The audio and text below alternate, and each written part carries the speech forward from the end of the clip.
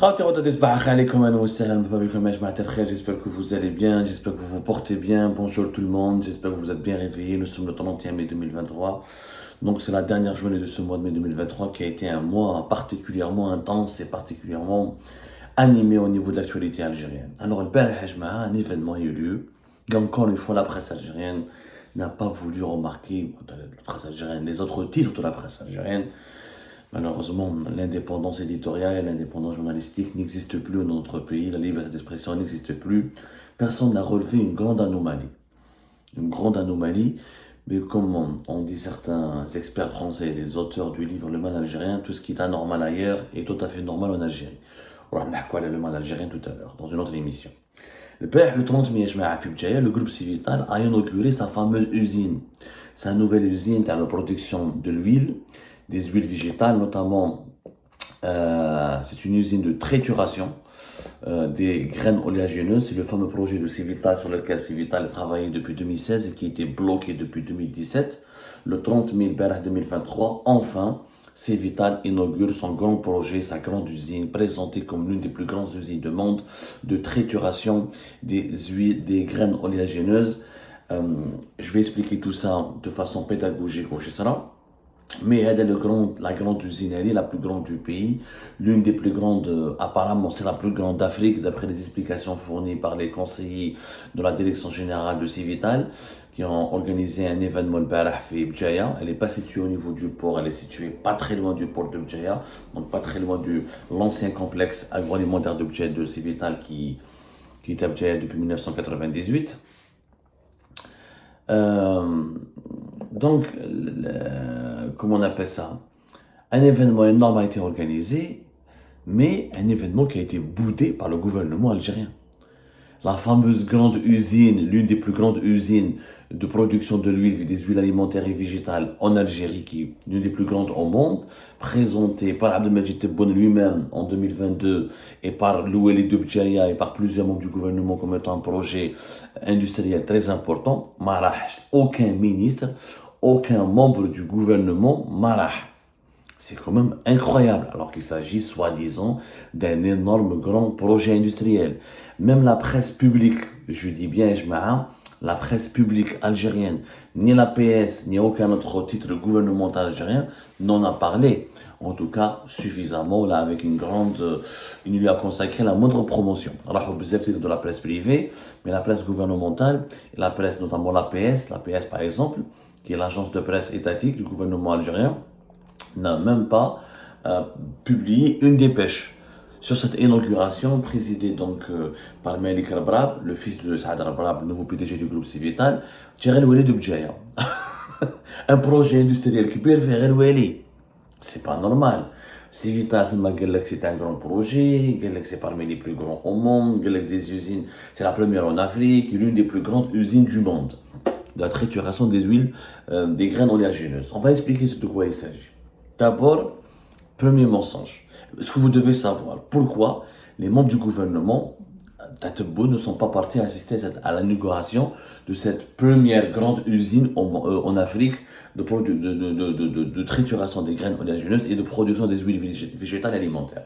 Pour la simple raison qu'une instruction ils ont été instruits, une instruction leur est parvenue de boycotter les activités du groupe Civital de Rabrab, de ne plus assister à aucune des activités du groupe de Rabrab et de ne pas contribuer à aucune forme de publicité pour le groupe de Rabrab. Un boycott total. L'instruction s'explique par quoi? D'abord parce que Saad Rabrab est sous contrôle judiciaire, il a failli faire de la prison, il a de gros problèmes avec l'entourage d'Abdelmajid Tebboune, mais parce qu'Abdelmajid Tebboune est en colère énorme, il a une colère noire contre Rabrab, non seulement à cause de l'affaire de l'Irdiri, qui m'a dit Rabrab a payé les avocats de l'Irdiri, il a soutenu sous le manteau à l'Irdiri, il manœuvrait pour obtenir sa libération, et pour Abdelmajid Tebboune, Rabrab voulait le trahir et lui faire un bébé dans le dos et préparer ou la financer ou parrainer un autre candidat aux élections présidentielles de 2024. Ça, c'est la raison. Finalement, nous avons découvert au cours de nos investigations, c'est que l'une des raisons de la colère de Abdelmajid Tebboune, exprimée par Abdelmajid Tebboune, ou là de la colère dirigée par Abdelmajid Tebboune contre Rabrab. Il y a une autre raison, c'est que Rabrab, il a menti à Tebboune. il a monté à Tebboune, Tebboune راهو énormément, راهو يشوف فيه كحل كيما نقولوا. Il broie du noir à cause de Rabrab, par la simple raison que Rabrab, c'est une usine, elle est la plus grande en Afrique. C'est une usine qui n'est même pas prête. Ce qu'ils ont inauguré hier, le 30 mai 2023, l'usine n'est même pas opérationnelle. Elle n'est pas prête. Elle ne sera pas prête ni opérationnelle à 100% qu'à partir de janvier, voire février 2024. Et Al-Brab a fait croire à Tebboune qu'en 2023, tout sera prêt, la production sera prête et que nous allons pouvoir enfin produire de l'huile 100% algérienne. Parce que c'est vital. Qu'est-ce qu'il a fait croire à Al-Brab? Qu'est-ce qu'il a fait croire à Tebboune? Il lui écoute, Zama, il voulait lui donner un argument pour embellir son bilan économique, pour faire de son bilan économique, de son premier mandat présidentiel, un bilan exceptionnel. Nous allons produire, pour la première fois dans l'histoire du pays, une huile 100% algérienne. Je mets une huile 100% algérienne. Le slogan c'est vital, du champ à l'assiette. C'est-à-dire que la matière première des huiles, de l'huile végétale, de l'huile alimentaire, sera fabriquée en Algérie et le raffinement de l'huile, la production finale, sera produite en Algérie. Ça, c'est un mensonge. Tebboune a découvert l'usine n'est pas prête. Les sous-traitants sont encore sur le chantier. Ils n'ont pas terminé toutes les installations industrielles. L'ouali de Bjaya, l'actuel ouali de Bjaya, il partait chaque jour pour surveiller le chantier au point où le chef de Bjaya, on l'appelait le chef du chantier de Rabrab.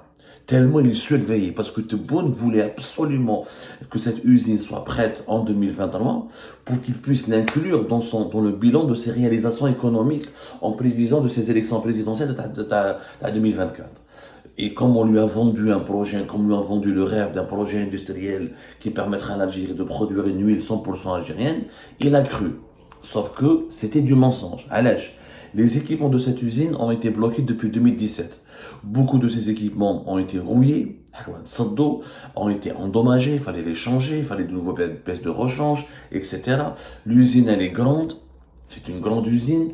En plus, elle a de grandes capacités, des capacités qui sont pratiquement injustifiées au regard du marché. Elle peut produire jusqu'à 2 millions de tonnes avec 111 000 tonnes de soja par jour. Et elle peut produire donc 11 000 tonnes de soja, 6 000 tonnes de tournesol et 5 000 tonnes de colza. C'est énorme, elle a de grandes capacités industrielles. C'est une grande usine. D'ailleurs, le prix de l'investissement qu'a coûté Civital, que cette usine a coûté Civital, n'a jamais été dévoilé avec précision. Certaines sources parlent de plus de 500 millions de dollars, d'autres parlent de 600 millions de dollars, d'autres parlent de 700 millions de dollars. Personne ne veut donner ce chiffre. Effectivement, il y a beaucoup d'équipements dans cette usine. Alors, je vais vous expliquer de quoi il s'agit. Cette usine va faire de la trituration. L'huile, jusqu'à maintenant, en Algérie, le mensonge qui va chez Rabrab, Tebboune. Et pourquoi Tebboune est très en colère contre Rabrab. Jusqu'à maintenant, qu'est-ce qu'on faisait dans l'Algérie? En Algérie, on faisait du raffinage de l'huile. On importait de l'huile brute, notamment de l'huile de soja. L'Algérie consomme, parce qu'il y a 3 types de l'huile. Il y a 4 types de l'huile mondialement connus. L'huile de soja, l'huile de colza, l'huile de tournesol et l'huile de palmier, comme on appelle ça, qui consommait beaucoup de... L'huile de palme, voilà, l'huile de palme. Regarde, l'huile de palme. C'est les 4 huiles alimentaires et végétales les plus consommées au monde. En Algérie, on consomme essentiellement, selon les statistiques, entre 70 à 80%, voire plus, que de l'huile de soja. C'est pour ça que le pays importait entre 1,2 jusqu'à 1,5 milliard de dollars de maïs et de soja. Parce qu'on a besoin, on consomme beaucoup. L'essentiel de notre huile, de nos huiles alimentaires que nous consommons chaque jour en Algérie, c'est à fabriquer à partir de soja. Alors, auparavant, c'est Vital, qui m'a le groupe SIM Fimstranem, qui m'a Afia, qui m'a l'ancienne Safia Kulinef, ils faisaient du raffinage. C'est-à-dire, ils importaient de l'huile brute, des huiles brutes. Ensuite, ils faisaient du raffinage en Algérie. Et de ce raffinage, on produisait l'huile finale que vous pouvez acheter dans le marché algérien. Les fameuses qui mettent à Civital, Helio, ou la Fleurial. C'est du raffinage. D'ailleurs, Civital, l'ancienne usine qui date en 1998, il a trois installations industrielles. Une usine, une raffinerie d'huile, une raffinerie de sucre ou une usine de production de margarine. C'est ça ce qui fait le complexe industriel de Civital. C'est où je une nouvelle idée. Depuis 2016, quand il a vu que les Kouninef, ils avaient lancé un investissement de 250 millions de dollars pour faire une usine de trituration de graines oléagineuses dans le port de Jinjel Fibjeria, où les Kouninef, quand ils ont une idée, c'est de ramener les graines. Ah, au lieu de ramener les huiles brutes, on ramène les graines de soja, on fait la trituration, c'est un processus industriel. On va extraire de l'huile directement de la graine. Ensuite, on va raffiner cette huile et on produira de l'huile végétale alimentaire. Les Koulinef, ce sont les premiers qui ont eu cette idée. Les Habou Khadmou Aléha, juste après le 4e mandat, 2015. Rabrab Khalaf. Rabrab Chabli, les Koulinef allaient faire la trituration. Ils vont prendre les parts de mon marché. À l'époque, Rabrab détenait jusqu'à 60% de la production de l'huile alimentaire, les huiles végétales. Les Koulinef, il a lancé les culture de trituration oléagineuse, sauf qu'il n'a pas demandé, il a demandé les autorisations, mais il n'a jamais obtenu les autorisations. Il n'a pas attendu que les autorisations lui soient délivrées par le gouvernement algérien pour lancer cet investissement. Directement, il a importé les équipements industriels.